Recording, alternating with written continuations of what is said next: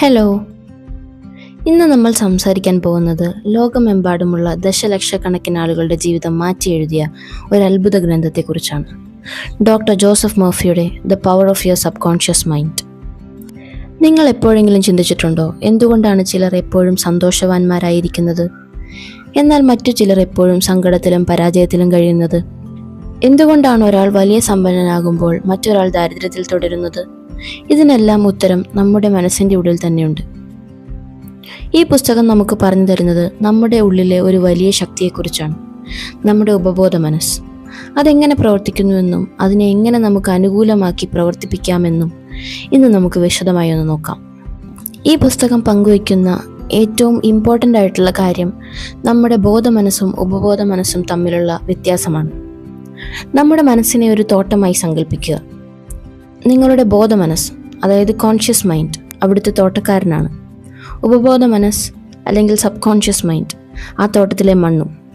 തോട്ടക്കാരൻ മണ്ണിൽ എന്ത് വിത്താണോ വിതയ്ക്കുന്നത് അത് ആണ് അവിടെ വളരുന്നത്. നമ്മുടെ ലോജിക്കലായ ചിന്തകളാണ് ബോധമനസ്, എന്നാൽ നമ്മുടെ ശീലങ്ങൾ, വികാരങ്ങൾ, ഭയങ്ങൾ ഇവയെല്ലാം ഉപബോധ മനസ്സിലാണുള്ളത്. 24 മണിക്കൂറും പ്രവർത്തിച്ചുകൊണ്ടിരിക്കുന്നതും ഉപബോധ മനസ്സാണ്. നമ്മൾ ഉറങ്ങുമ്പോൾ പോലും നമ്മുടെ ഹൃദയമിടിപ്പും ശ്വസനവും നിയന്ത്രിക്കുന്നത് ഈ ശക്തിയാണ്. നമ്മൾ നമ്മളോട് തന്നെ പറയുന്ന പോസിറ്റീവായ കാര്യങ്ങളാണ് അഫർമേഷൻസ്. ഞാൻ ആരോഗ്യവാനാണ്, എനിക്ക് വിജയിക്കാൻ കഴിയും എന്നിങ്ങനെയുള്ള വാക്കുകൾ ആവർത്തിച്ച് പറയുമ്പോൾ അത് ഉപബോധ മനസ്സിൽ അടിയുറച്ചു പോകുന്നു. നിങ്ങൾ ആഗ്രഹിക്കുന്ന കാര്യം ഇതിനോടകം ലഭിച്ചു കഴിഞ്ഞുവെന്ന് സങ്കല്പിക്കുക. ആ സന്തോഷം അനുഭവിച്ചുകൊണ്ട് തന്നെ മനക്കണ്ണിൽ അത് കാണുക. ആ സന്തോഷത്തോടു കൂടി തന്നെ ജീവിക്കുക.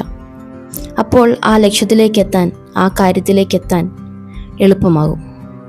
ഉറങ്ങാൻ പോകുന്നതിന് തൊട്ടു മുമ്പുള്ള സമയമാണ് ഏറ്റവും പ്രധാനം. ആ സമയത്ത് നെഗറ്റീവ് ചിന്തകൾ ഒഴിവാക്കി നമ്മുടെ ലക്ഷ്യത്തെക്കുറിച്ച് മാത്രം ചിന്തിക്കുക.